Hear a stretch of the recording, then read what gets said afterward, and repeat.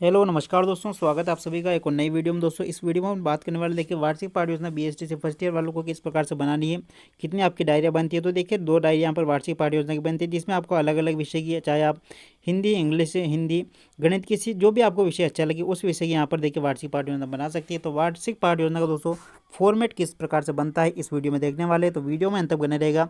यहाँ पर देखिए आपकी बेसिक डिटेल आपको जरूर लिखनी है सबसे पहले, क्योंकि एग्जामिनर यदि देखिए डायरिया चेक करता है तो वो यहाँ पर आपको पूछेगा किसकी डायरी है। आपको यहाँ पर अपना नाम लिखना है, क्या पिता का नाम लिखना है, शिक्षक की आपकी योग्यता क्या है वो लिखनी है, अनुक्रमांक आपको लिखना है, और शिक्षण विद्यालय आपका कौन सा है, विद्यालय का नाम भी आपको लिखना है कि किस विद्यालय में आपने देखिए शिक्षण किया था, तो वहाँ पर इसका नाम लिख सकते हैं आराम से। फिर देखिए अपन बात करें इसका फॉर्मेट, तो यहाँ पर देखिए सबसे पहला जो पेज होता है, देखिए क्रियात्मक अनुसंधान की बात करें दोस्तों, सबसे पहला पेज होता है इसका आपको क्या है, पहला पेज होता है वो आपको छोड़ना है, दूसरे पेज यानी दूसरा जो पेज होता है उस पर आपको लिखना है। सबसे पहले देखिए अपन बात करें यहाँ पर जो बेसिक डिटेल अपन जो दैनिक पाठ्य योजना बनाते हैं उसी प्रकार से बनती है।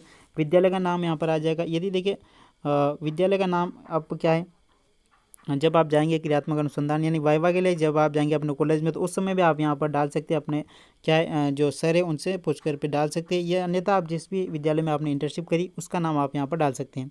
इसके अलावा देखिए कक्षा कौन सी आप, तो कोई सी कक्षा आप ले सकते हैं, जैसे कि आप कक्षा 5, 6, 7, 8 कोई भी कक्षा आप ले सकते हैं, और यहाँ पर कक्षा आ जाएगा। फिर देखिए वर्ग कौन सा है, तो वर्ग अ ब स कोई भी आप भर सकते हैं। इसके अलावा देखिए विषय कौन सा है, तो विषय यहाँ पर अपना हिंदी व्याकरण है। प्रकरण क्या है, तो प्रकरण अपन बात करें पाठ का नाम है, जैसे संज्ञा है। फिर देखिए कालांश अपना कौन सा है, तो कालांश सेकंड रहेगा। अवधि की बात करें तो 45 मिनट यहाँ पर रहेगा। और दिनांक आपको देखिए दिनांक कब डालनी है, जब आपका वाइवा होगा, जिस दिन आपका वाइवा होगा उस दिन की आपको यहाँ पर दिनांक डाल लेनी है, पहले से आपको दिनांक नहीं डालनी है। फिर देखिए अपन बात करें इस प्रकार से, यहाँ पर देखिए प्रकरण आएगा।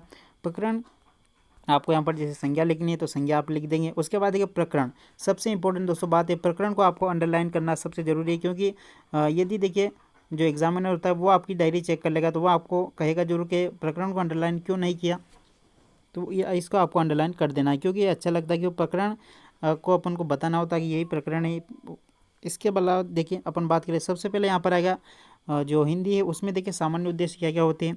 जैसे कि सामान्य उद्देश्य हो गया अपना छात्रों को हिंदी भाषा समझने योग्य बनाना। दूसरा यहाँ पर देखिए छात्रों को व्याकरण के नियमों का ज्ञान कराना। तीसरा यहाँ पर देखिए भाषा को शुद्ध रूप से पहचानने योग्य बनाना। तीसरा यहाँ पर हिंदी भाषा से अवगत कराना। ये सब क्या है, सामान्य उद्देश्य है, इसके प्रकार आपको लिखने हैं। फिर देखिए आपको विशिष्ट उद्देश्य भी लिखने हैं, तो विशिष्ट उद्देश्य में आप क्या क्या लिखेंगे, शुद्ध व्याकरण के साथ मौखिक पठन पाठन करवाना, कठिन शब्दों का अर्थ बताना, शब्दों का सही उपयोग करना सिखाएंगे, और संज्ञा के बारे में बताएंगे। इसके अलावा देखिए संज्ञा उदाहरण को यहाँ पर समझाएंगे। ये सब क्या है, विशिष्ट उद्देश्य हो जाएंगे।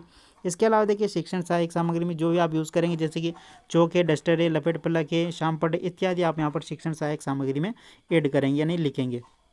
इसके बाद देखिए फिर यहाँ पर देखिए पूर्व ज्ञान, तो पूर्व ज्ञान में अपन क्या लिखेंगे, जैसे कि छात्रों को व्याकरण की सामान्य जानकारी है तो यहाँ पर पूर्व ज्ञान में हो जाएगा। फिर देखिए यहाँ पर बनेगा अपना प्रस्तावना प्रश्न, तो प्रस्तावना प्रश्न देखिए आपको कम से कम कितने दोस्तों, कम से कम आपको 4 प्रश्न बनाने, कम से कम 4 प्रश्न तो आपको होने चाहिए। इस प्रकार से आप बना सकते हैं। देखिए यहाँ पर आपको फॉर्मेट बनाना इस प्रकार से, क्रमांक संख्या यहाँ पर लिखेंगे, अध्यापक कथन करेगा और छात्र या छात्रा क्रिया यहाँ पर लिखेंगे। देखिए अध्यापक कथन करेगा कि हमें शिक्षा किससे प्राप्त होती है, तो क्या देंगे, बच्चे उत्तर देंगे शिक्षकों से।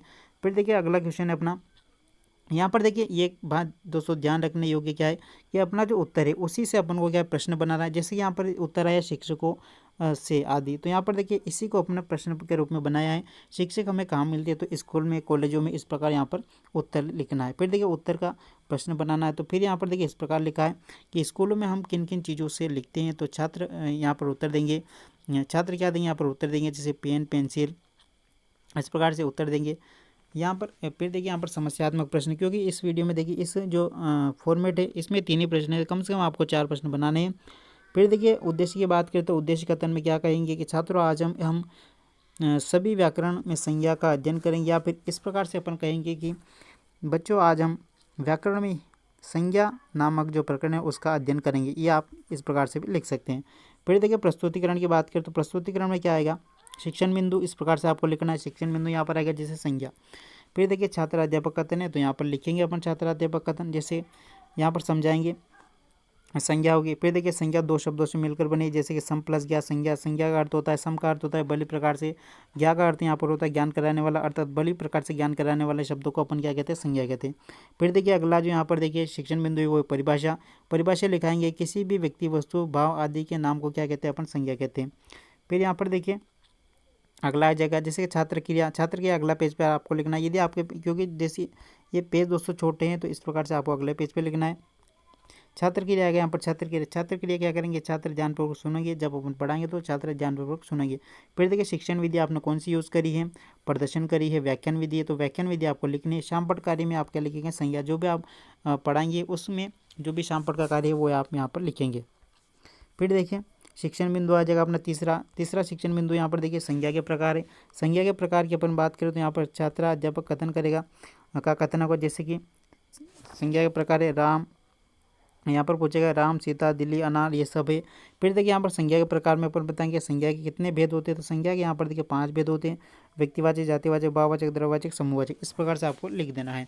फिर देखिए सबसे पहले अपन जो पॉइंट है अपना वो है जातिवाचक। तो जातिवाचक संज्ञा को स्पष्ट करेंगे और समझाएंगे कि क्या होती है। तो जातिवाचक संज्ञा अपने शिक्षण बिंदु में लिख ली। फिर से यहाँ पर देखिए लिखना है कि जो संज्ञा किसी एक ही प्रकार की वस्तुओं का पूरी जाति का बोध कराए उसे जातिवाचक संज्ञा कहते हैं।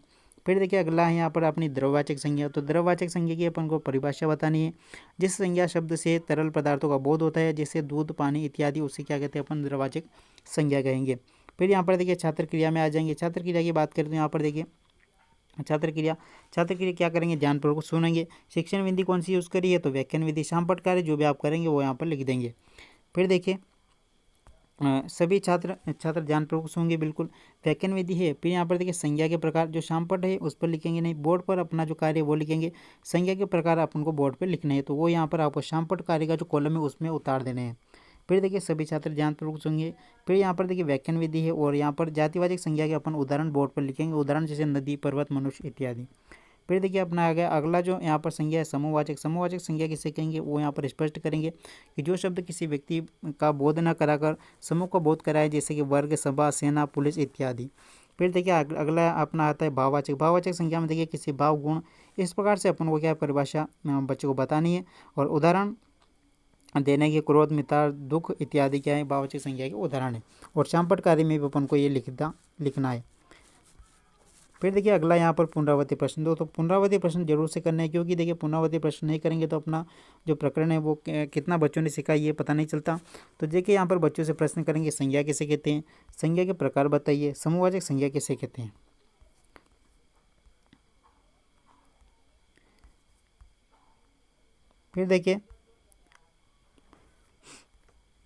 फिर यहाँ पर देखिए मूल्यांकन प्रश्न तो आ जाएंगे। मूल्यांकन प्रश्न की बात करें तो मूल्यांकन प्रश्न आ जाएंगे। यहाँ पर मूल्यांकन प्रश्न है,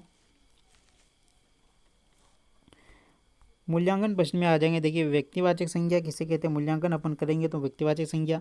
फिर भाववाचक संज्ञा के बारे में पूछेंगे और यहाँ पर लास्ट में अपन क्या करेंगे, गृह कार्य बच्चों को देने का। और यहीं से अपना क्या है पूरा जो यहाँ फॉर्मेट पूरा हो जाता है। गृह कार्य की बात करते हैं यहाँ पर 2 या 3 क्वेश्चन देंगे। यहाँ पर संज्ञा किसे कहते हैं, संज्ञा के भेद कितने होते हैं, इस प्रकार से यहाँ पर ये गृह कार्य होगा। तो दोस्तों इस फॉर्मेट में आपको देखिए हिंदी का आप बना सकते हैं, चाहे आप संज्ञा हो, विशेषण हो, किसी भी का यहाँ पर टॉपिक का बना सकते हैं। तो आपको वीडियो कैसे लगी, वीडियो अच्छी लगी हो तो चैनल को सब्सक्राइब कर लेना दोस्तों। कमेंट करके जरूर बताएं कि आपको वीडियो कैसी लगी। धन्यवाद।